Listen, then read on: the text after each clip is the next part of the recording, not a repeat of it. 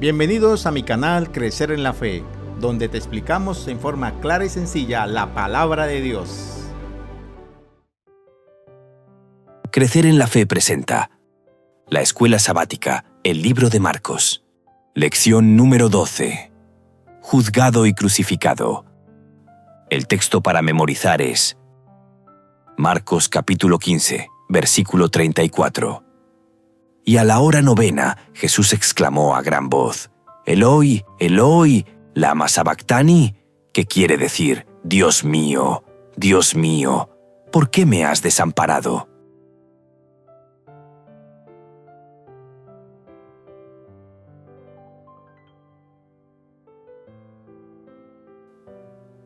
Marcos capítulo 15 es el corazón del relato de la pasión de Cristo. Allí se presenta el juicio de Jesús ante Pilato y condena, las burlas y maltratos por parte de los soldados romanos, su crucifixión, la muerte de Jesús, la sepultura de Jesús. En este capítulo 15, los eventos son presentados con todo detalle y nitidez, probablemente porque el autor pretende que los hechos hablen por sí mismos. La ironía juega un papel importante a lo largo de este capítulo, razón por la cual es útil definirla claramente. ¿Qué es una ironía? La ironía es una figura literaria en la que se expresa lo contrario de lo que realmente se quiere decir, o donde los eventos resultan ser contrarios a lo esperado, creando un contraste significativo entre la apariencia y la realidad. En otras palabras, la ironía ocurre cuando hay una discrepancia entre lo que se dice o se hace y lo que realmente se significa o sucede. Una ironía generalmente tiene tres elementos clave. Primero, dos niveles de significado. Hay una diferencia entre lo que parece ser o se dice y lo que realmente es o sucede. Segundo, conflicto o contraste. Estos dos niveles de significado están en desacuerdo o son opuestos entre sí. Tercero, desconocimiento. Alguien en la situación no se da cuenta de la ironía, no entiende lo que realmente está pasando y no sabe que será quien sufra las consecuencias. Un claro ejemplo de ironía en Marcos capítulo 15 es cuando los soldados romanos se burlan de Jesús llamándolo Rey de los Judíos. Le ponen una corona de espinas y un manto púrpura, pretendiendo ridiculizar su título real. La ironía aquí radica en que, aunque los soldados lo están tratando con burla, Jesús es verdaderamente el Rey, no solo de los judíos, sino del mundo entero. ¿Te imaginas la sorpresa para ellos cuando resuciten y le vean venir con poder y gloria? Lo que los soldados ven como una broma es, en realidad, una verdad profunda, ya que Jesús es el Mesías y el Rey de Reyes, pero su reino no es de este mundo, sino espiritual y eterno. Este contraste entre la burla y la realidad revela una ironía dolorosa y profunda en el relato de la crucifixión. En este video y en las diferentes secciones, estudiaremos desde la pregunta de Pilato, ¿eres tú el rey de los judíos?, pasando por la burla de los soldados, por el texto escrito encima de la cruz, por la burla de los líderes religiosos. A otros salvó, a sí mismo no puede salvarse. Y llegando hasta la inesperada aparición de José de Arimatea, el capítulo está lleno de dolorosas ironías que, sin embargo, revelan poderosas verdades acerca de la muerte de Jesús y de lo que ella significa. Y este estudio lo haremos mediante los siguientes puntos. Primero, ¿eres tú el rey de los judíos? Segundo, salve, rey de los judíos. Tercero, la crucifixión. Cuarto, abandonado por Dios. Quinto, llevado a descansar.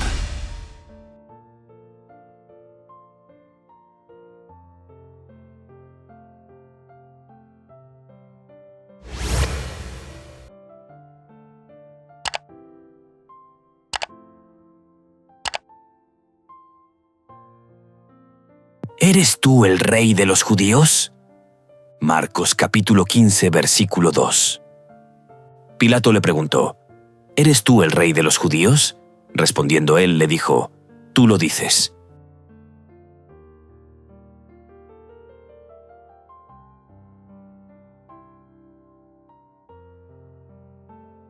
Iniciaremos nuestro estudio leyendo un resumen de Marcos capítulo 15, versículos del 1 al 15. Muy temprano, los principales sacerdotes, ancianos y escribas llevaron a Jesús atado y lo entregaron a Pilato. Pilato le preguntó si era el rey de los judíos y Jesús respondió, «Tú lo dices». Los sacerdotes lo acusaban, pero Jesús no respondió, lo que asombró a Pilato. Durante la fiesta, Pilato solía liberar a un preso. La multitud pidió que soltara a Barrabás, un criminal, en lugar de Jesús. A pesar de saber que los sacerdotes lo entregaron por envidia, Pilato cedió a la multitud, liberó a Barrabás y entregó a Jesús para ser crucificado. Teniendo en cuenta el anterior relato, responderemos la siguiente pregunta. ¿Qué clase de circunstancias irónicas ocurren aquí? En Marcos capítulo 15, versículos del 1 al 15, Jesús es llevado ante Pilato, el gobernador romano, después de haber sido arrestado y juzgado por los líderes religiosos judíos. En este pasaje se presentan varias circunstancias irónicas que resaltan la injusticia y la hipocresía de los eventos que rodean la condena de Jesús.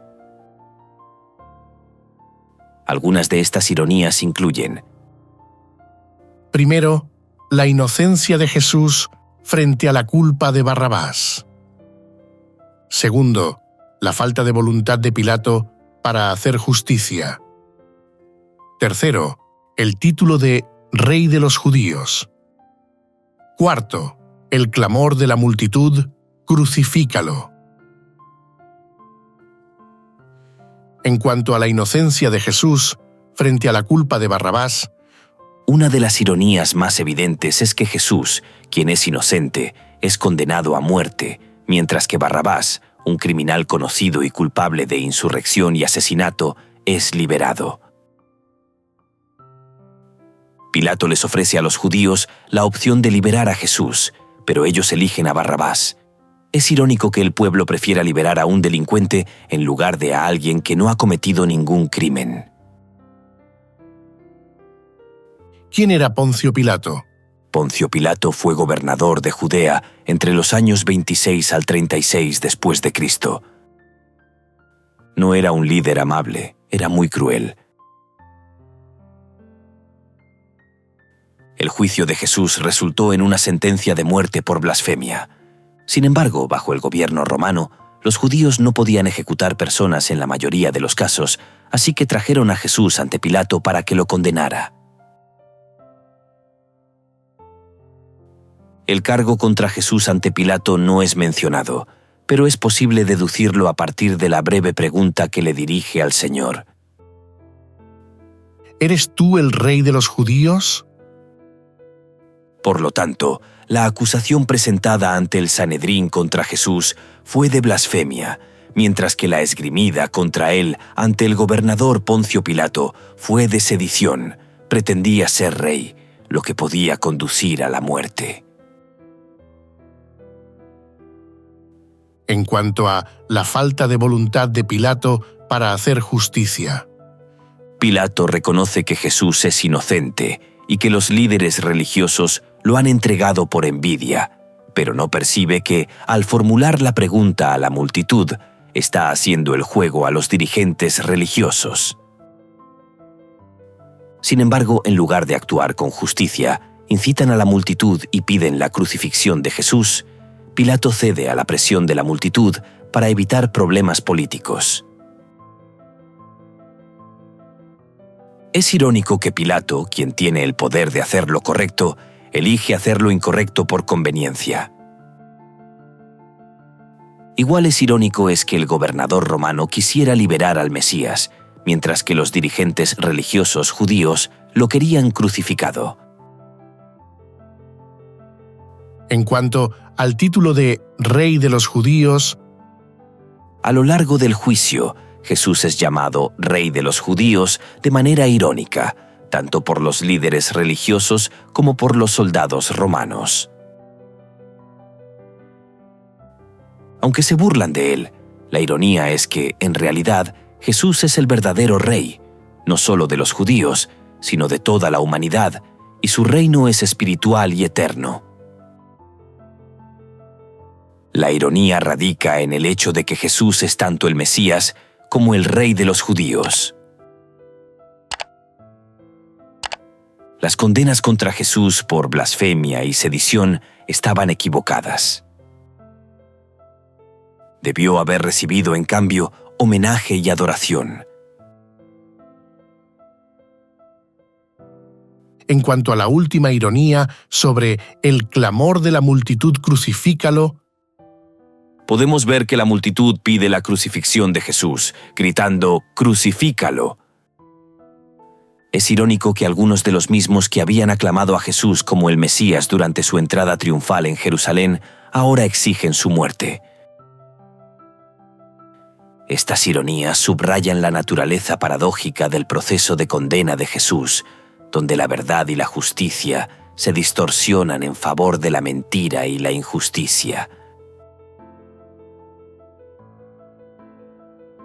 Del anterior relato bíblico podemos extraer las siguientes lecciones espirituales. primero, el silencio de Jesús frente a la injusticia. Segundo, la influencia negativa del orgullo y la envidia.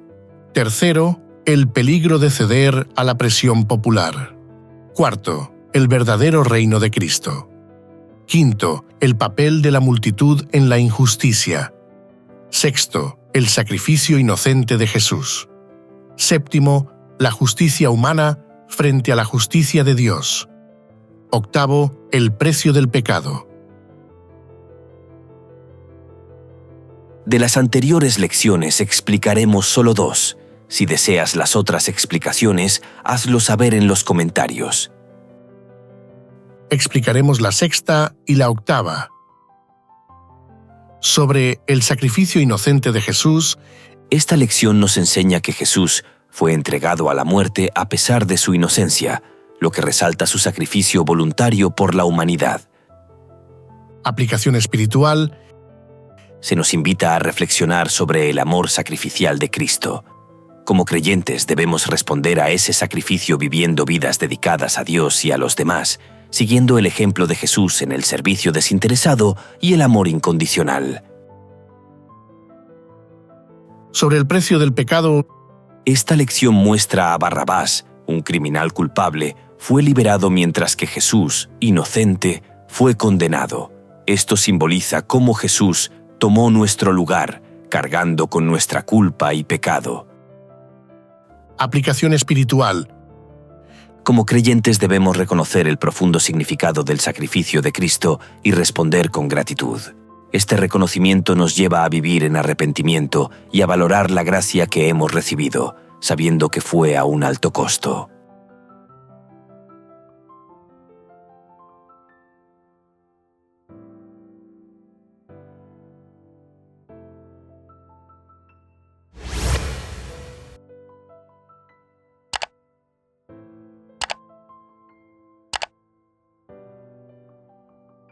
¡Salve, Rey de los Judíos!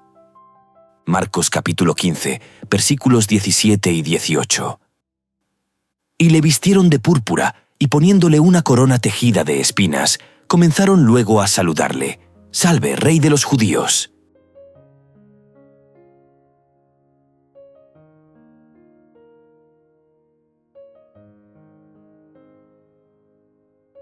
En esta sección vamos a leer Marcos capítulo 15, versículos 15 al 20. y Pilato, queriendo satisfacer al pueblo, les soltó a Barrabás y entregó a Jesús después de azotarle para que fuese crucificado. Entonces los soldados le llevaron dentro del atrio, esto es, al pretorio, y convocaron a toda la compañía. Y le vistieron de púrpura, y poniéndole una corona tejida de espinas, comenzaron luego a saludarle. «Salve, Rey de los Judíos». y le golpeaban en la cabeza con una caña, y le escupían, y puestos de rodillas le hacían reverencias. Después de haberle escarnecido, le desnudaron la púrpura y le pusieron sus propios vestidos y le sacaron para crucificarle. Teniendo en cuenta el anterior relato, ahora responderemos la siguiente pregunta. ¿Qué hicieron los soldados a Jesús y cuál es la relevancia de ello? En Marcos capítulo 15, versículos 15 al 20, los soldados romanos se burlan de Jesús y lo maltratan de varias maneras antes de su crucifixión. Esto es lo que hicieron los soldados romanos. Primero, lo azotaron. Jesús fue azotado, una práctica brutal que dejaba a las víctimas gravemente heridas y debilitadas. Segundo, se burlaron como rey de los judíos. Los soldados lo vistieron con un manto púrpura, un color asociado con la realeza, y le colocaron una corona de espinas en la cabeza, como una burla de su título de rey de los judíos. Tercero, lo golpearon y lo humillaron. Se arrodillaron ante él en un acto de burla, diciendo: «Salve, rey de los judíos». Luego lo golpearon en la cabeza con una caña, le escupieron y lo insultaron. Cuarto, le despojaron del manto. Después de haberlo humillado y golpeado, le quitaron el manto púrpura, lo vistieron con su propia ropa y lo llevaron para crucificarlo. La relevancia de estos hechos es la siguiente. Primero, cumplimiento de la profecía. Segundo, sufrimiento redentor. Tercero, contraste con su realeza. Cuarto, ejemplo de humildad y amor inexplicable. En cuanto al cumplimiento de la profecía, el maltrato que Jesús sufrió fue un cumplimiento de las profecías del Antiguo Testamento, como Isaías capítulo 53, que describe al siervo sufriente despreciado, herido y oprimido. Sobre el sufrimiento redentor, estos actos de violencia y humillación subrayan el sufrimiento extremo que Jesús soportó por la humanidad. Su sufrimiento no fue solo físico, sino también emocional y espiritual, al ser ridiculizado y despreciado. Los romanos utilizaban una severa forma de flagelación como preparación de los prisioneros para la ejecución. La víctima era despojada de su ropa, atada a un poste y azotada con un látigo de tiras de cuero en cuyos extremos adherían trozos de hueso, vidrio, piedras y clavos. Las acciones de los soldados como parte de su burla a Jesús incluyen: primero, golpear su cabeza con una caña. Segundo, escupirlo. Tercero, postrarse ante él simulando homenaje. Estas tres acciones son expresadas en griego usando el tiempo imperfecto. En este contexto, este tiempo verbal conlleva la idea de acción repetitiva, prolongada, es decir, que siguieron golpeándolo, escupiéndolo y postrándose ante él como una parodia de homenaje. Jesús soporta todo esto en silencio, sin responder en absoluto. El procedimiento típico de una ejecución romana consistía en hacer que el condenado cargara desnudo con su cruz hasta el lugar de la ejecución. Este patrón, nuevamente, tenía el propósito de humillar y avergonzar completamente a la persona delante de la comunidad. Los judíos aborrecían la desnudez en público. Marcos capítulo 15, versículo 20, destaca que le quitaron el manto púrpura y volvieron a vestirlo con su propia ropa. Esto parece ser una concesión hecha por los romanos a los judíos en ese tiempo y lugar. Es decir, Jesús no cargó su cruz completamente desnudo. En cuanto al contraste con su realeza, la burla de los soldados sobre su título de rey de los judíos contrasta fuertemente con la verdadera naturaleza de su reinado. Aunque lo ridiculizan como un rey falso, en realidad Jesús es el Rey de Reyes, cuyo reino es eterno y espiritual. Al grupo de soldados se lo llamaba batallón, que pudo estar compuesto, en este caso, por entre 200 y 600 hombres.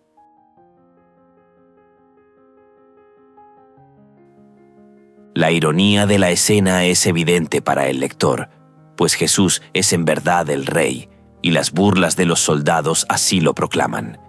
La acción de ellos era una parodia del saludo que daban al emperador romano con las palabras: «Salve César, emperador».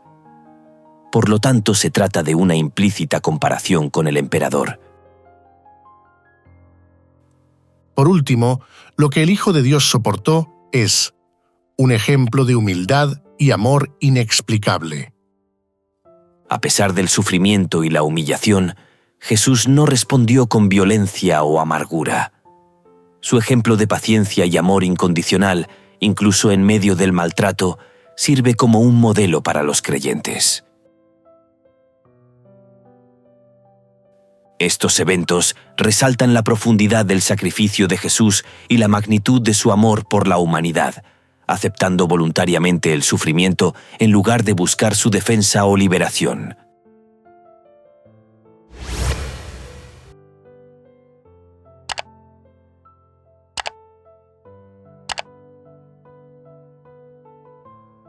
La crucifixión. Marcos capítulo 15, versículo 24. Cuando le hubieron crucificado, repartieron entre sí sus vestidos, echando suertes sobre ellos para ver qué se llevaría cada uno.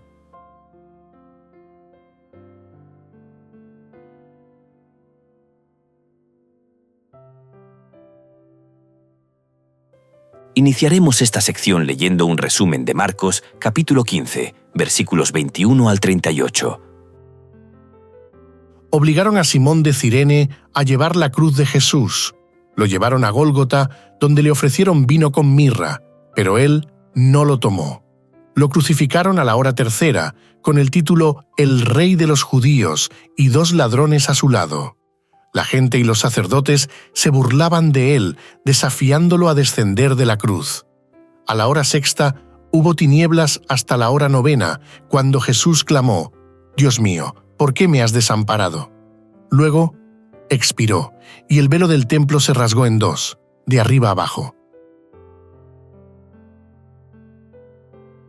Teniendo en cuenta el anterior relato bíblico, responderemos la siguiente pregunta. ¿Qué terrible y dolorosa ironía aparece aquí?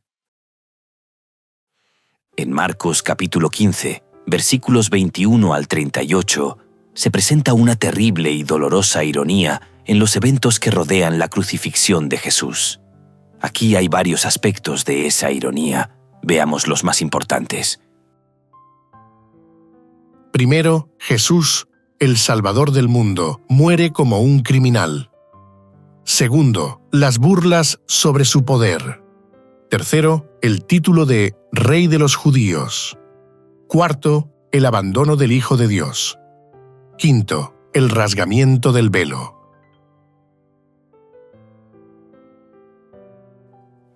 En cuanto al primer aspecto, Jesús, el Salvador del mundo, muere como un criminal. La ironía. Jesús, quien vino a salvar al mundo del pecado y ofrecer vida eterna, es condenado a morir de la manera más humillante y dolorosa, como un criminal común. Jesús era un robusto predicador itinerante. La flagelación que había recibido, sumada a la falta de alimento y sueño, lo agotaron al punto de que un extraño tuvo que cargar su cruz. A pesar de ser el Hijo de Dios, es tratado como un malhechor, crucificado entre 2 ladrones. La ironía es que el inocente y puro es castigado como si fuera culpable, mientras que la humanidad, verdaderamente culpable, recibe la oportunidad de ser liberada gracias a su sacrificio. En cuanto al segundo aspecto, las burlas sobre su poder. La ironía. Aquellos que pasan por delante de la cruz se burlan de Jesús diciendo: «Sálvate a ti mismo y desciende de la cruz». los jefes de los sacerdotes y los escribas también se burlan diciendo: A otros salvó, a sí mismo no se puede salvar. En la cruz, su ropa le fue quitada y llegó a ser propiedad de los soldados, quienes echaron suertes sobre ella para ver de quién sería. La ironía radica en que Jesús, en su poder, podía efectivamente salvarse y descender de la cruz, pero elige no hacerlo para salvar a la humanidad. Su verdadera demostración de poder está en su sacrificio voluntario, no en evitarlo. En cuanto al tercer aspecto, el título de Rey de los Judíos. La ironía. Jesús es crucificado bajo el título Rey de los Judíos, una declaración que los soldados y autoridades romanas consideraban una burla. Sin embargo, la ironía más profunda es que Jesús realmente es el Rey, no solo de los judíos, sino de toda la creación. Lo que los líderes religiosos y romanos ven como una farsa es en realidad una afirmación verdadera de la identidad de Jesús, aunque no de la manera que ellos esperaban. En cuanto al cuarto aspecto, el abandono del Hijo de Dios. La ironía. En el momento de mayor sufrimiento, Jesús clama: Dios mío, ¿por qué me has desamparado? La ironía aquí es que el Hijo de Dios, quien tiene una unión perfecta con el Padre, experimenta un sentido de abandono mientras lleva el peso del pecado del mundo. El Salvador del mundo experimenta la separación de Dios para que la humanidad pueda ser reconciliada con Él. En cuanto al quinto aspecto, el rasgamiento del velo. La ironía.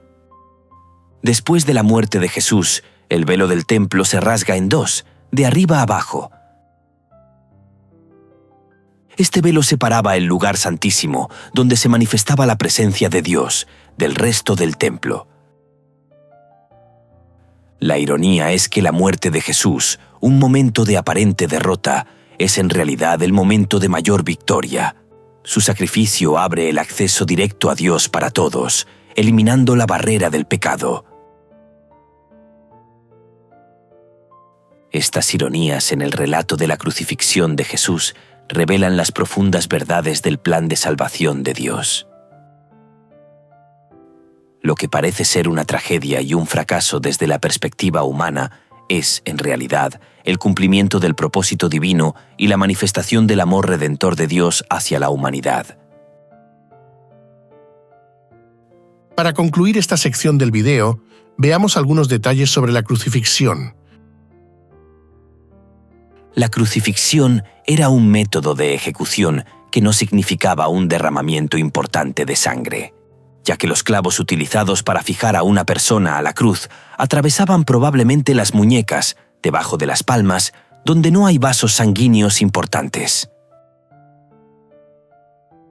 Tanto en hebreo como en griego, la palabra traducida como mano puede designar dos cosas.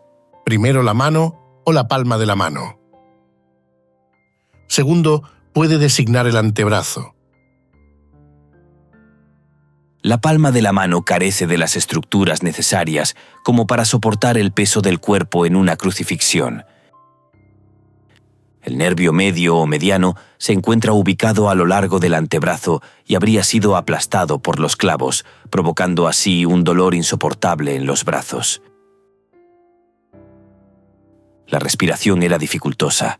Para conseguir una buena bocanada de aire, los crucificados tenían que empujar su cuerpo hacia arriba, usando como apoyo los pies clavados y flexionando sus brazos, lo cual nuevamente provocaba un dolor atroz. La asfixia por agotamiento era una de las causas de muerte.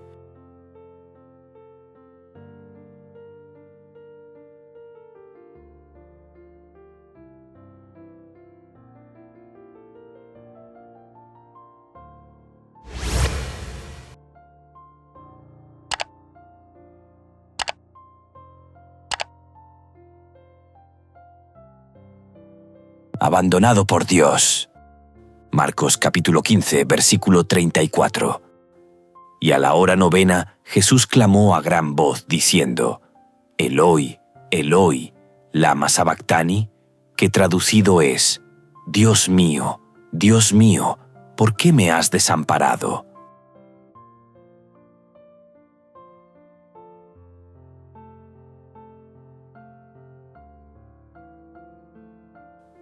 Continuaremos nuestro estudio leyendo Marcos capítulo 15, versículos del 33 al 41. Cuando vino la hora sexta, hubo tinieblas sobre toda la tierra hasta la hora novena, y a la hora novena Jesús clamó a gran voz, diciendo, Eloi, Eloi, lama sabactani, que traducido es, Dios mío, ¿por qué me has desamparado? Y algunos de los que estaban allí decían, al oírlo, mirad, llama a Elías. Y corrió uno, y empapando una esponja en vinagre y poniéndola en una caña, le dio a beber, diciendo, Dejad, veamos si viene Elías a bajarle.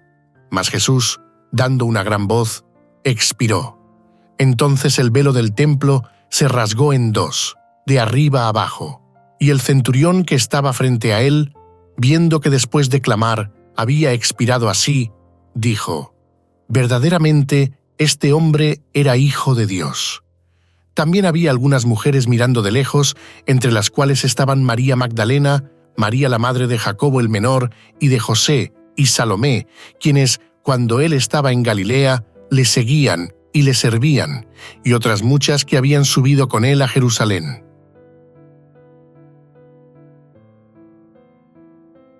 Teniendo en cuenta el anterior relato bíblico, responderemos las siguientes preguntas. ¿Cuáles son las únicas palabras de Jesús en la cruz que aparecen en Marcos? ¿Qué significa en última instancia la muerte de Cristo para todos nosotros? Sobre la primera pregunta. En Marcos capítulo 15, versículos del 33 al 41, las únicas palabras de Jesús en la cruz que aparecen son las siguientes. Eloi, Eloi, lama sabactani, que traducido significa, Dios mío, ¿por qué me has desamparado? Las palabras de Cristo en la cruz, cuando clama a Dios preguntándole por qué lo ha abandonado, son conocidas con la expresión, el grito de desamparo. Él está citando Salmos capítulo 22, versículo 1. Dios mío, ¿por qué me has desamparado? ¿Por qué estás tan lejos de mi salvación y de las palabras de mi clamor?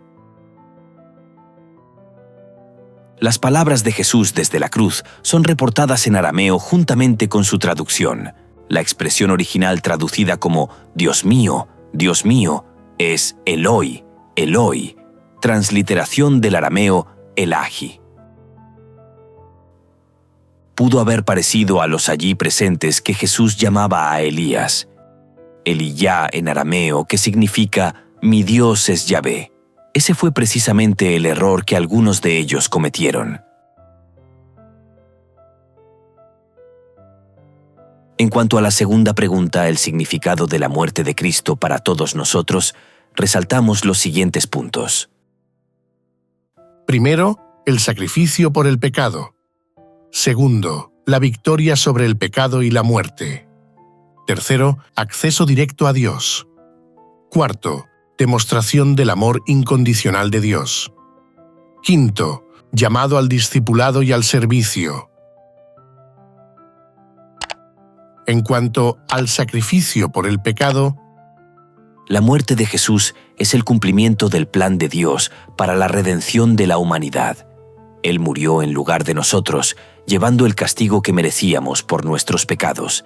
A través de su sacrificio, Jesús abrió el camino para que todos los que creen en Él sean perdonados y reconciliados con Dios. En cuanto a la victoria sobre el pecado y la muerte, podemos decir que aunque la crucifixión parecía una derrota, fue en realidad la victoria de Jesús sobre el pecado y la muerte. La resurrección de Jesús confirma que la muerte no tiene la última palabra y asegura la vida eterna para quienes lo siguen. Sobre el acceso directo a Dios. Con la muerte de Jesús, el velo del templo se rasgó en dos, simbolizando dos cosas. Primero, que ya no hay separación entre Dios y la humanidad. Segundo, el cumplimiento del sistema sacrificial, cuando el tipo o símbolo se encuentra con el antitipo o realidad simbolizada y una nueva fase de la historia de la salvación comienza.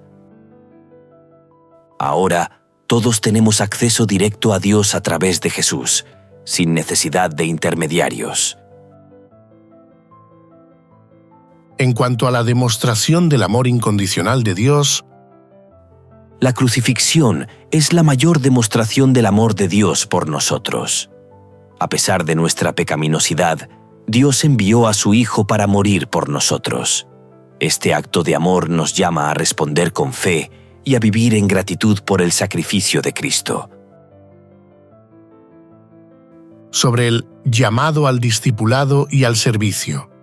La muerte de Jesús nos llama a seguir su ejemplo de sacrificio y servicio. Él nos mostró que la verdadera grandeza se encuentra en servir a los demás y nos invita a vivir de manera semejante, llevando nuestras cruces diarias con fidelidad. En resumen, la muerte de Cristo en la cruz es el punto culminante del plan de salvación, una muestra del amor inmenso de Dios y una invitación a la humanidad a vivir en comunión con Él y así permitirle que seamos transformados por su gracia.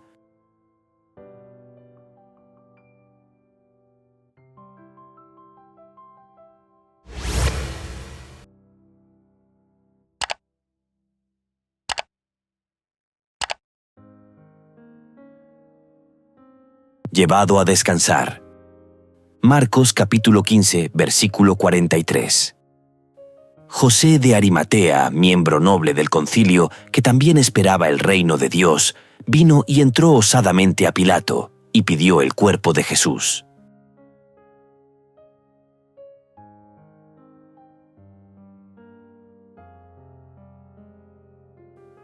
Continuaremos nuestro estudio leyendo Marcos capítulo 15, versículos 42 al 47. Cuando llegó la noche, porque era la preparación, es decir, la víspera del día de reposo, José de Arimatea, miembro noble del concilio, que también esperaba el reino de Dios, vino y entró osadamente a Pilato y pidió el cuerpo de Jesús. Pilato se sorprendió de que ya hubiese muerto, y haciendo venir al centurión, le preguntó si ya estaba muerto, e informado por el centurión, dio el cuerpo a José, el cual compró una sábana, y quitándolo, lo envolvió en la sábana y lo puso en un sepulcro que estaba cavado en una peña, e hizo rodar una piedra a la entrada del sepulcro. Y María Magdalena y María madre de José miraban dónde lo ponían. Teniendo en cuenta el anterior relato bíblico, responderemos la siguiente pregunta. ¿Cuál es la relevancia de la intervención de José de Arimatea, especialmente en vista de que los discípulos de Jesús habían desaparecido? En este relato bíblico, José de Arimatea juega un papel crucial en la sepultura de Jesús. Observaremos la relevancia de su intervención, especialmente considerando que los discípulos de Jesús habían desaparecido. La acción de José de Arimatea es relevante por lo siguiente. Primero, valentía y compromiso. Segundo, cumplimiento de la profecía. Tercero, cuidado por el cuerpo de Jesús. Cuarto, testimonio de la muerte y sepultura de Jesús. Quinto, ejemplo de discipulado en tiempos de prueba. En cuanto al primer aspecto relevante que nos habla de valentía y compromiso, podemos decir que en este pasaje, José de Arimatea aparece por única vez en el Evangelio de Marcos. José de Arimatea, a pesar de ser un miembro del Sanedrín, el consejo religioso judío que había condenado a Jesús, se muestra como un seguidor secreto de Jesús que esperaba el reino de Dios. Es conmovedor que un miembro del concilio mostrara un interés tal en el sepelio de Jesús. Su valentía al pedir el cuerpo de Jesús a Pilato es significativa, ya que implicaba identificarse públicamente con Jesús en un momento de gran riesgo, cuando la mayoría de los discípulos habían huido por temor. En cuanto al segundo aspecto, el cumplimiento de la profecía, es evidente que la intervención de José también cumple la profecía del Antiguo Testamento, específicamente en Isaías capítulo 53, versículo 9, que dice que el siervo sufriente, una prefiguración de Jesús, sería enterrado con los ricos en su muerte. José, siendo un hombre rico, proporciona su propio sepulcro para el entierro de Jesús, asegurando que el cuerpo de Jesús sea tratado con dignidad. Y lo puso en su sepulcro nuevo, que había labrado en la peña, y después de hacer rodar una gran piedra a la entrada del sepulcro, se fue. Sobre el aspecto relacionado con el cuidado por el cuerpo de Jesús, vemos que en el momento en que los discípulos habían desaparecido y no estaban presentes para encargarse del cuerpo de Jesús, José se encarga de esta tarea importante. Su acto de amor y devoción asegura que Jesús reciba un entierro apropiado, en lugar de ser abandonado o dejado a la intemperie, como solía ocurrir con los crucificados. José trajo un sudario de lino para envolver a Jesús y depositó su cuerpo en una tumba nueva, excavada en la roca. Esta tumba era lo suficientemente grande como para que se pudiera caminar en su interior.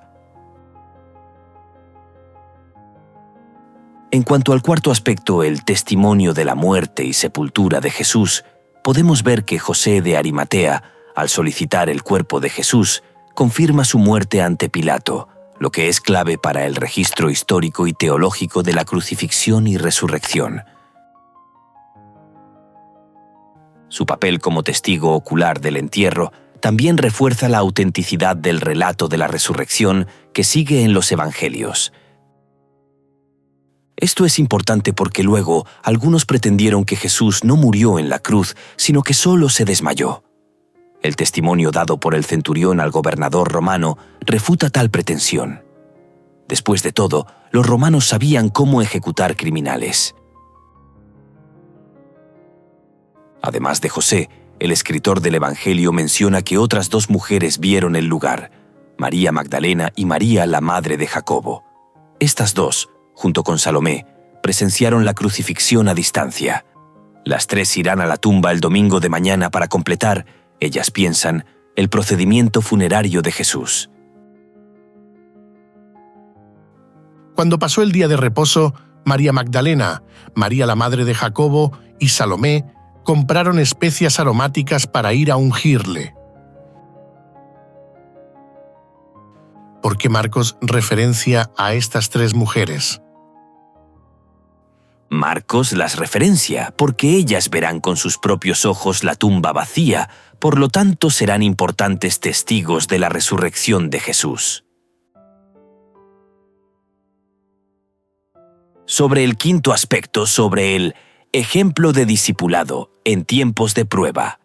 Aunque los discípulos más cercanos a Jesús estaban ausentes, José de Arimatea demuestra lo que significa ser un verdadero discípulo, actuando con fidelidad y coraje en un momento crítico. Su intervención es un ejemplo de cómo seguir a Jesús puede requerir actos de gran valentía y sacrificio, incluso cuando otros han abandonado la causa. En resumen, la intervención de José de Arimatea es relevante porque muestra valentía y devoción en un momento de desesperanza, cumple con la profecía, asegura el entierro digno de Jesús y provee un testimonio crucial de su muerte, lo que prepara el escenario para el anuncio de la resurrección. Crecer en la Fe les invita y les motiva a seguir estudiando las Sagradas Escrituras a través de este material.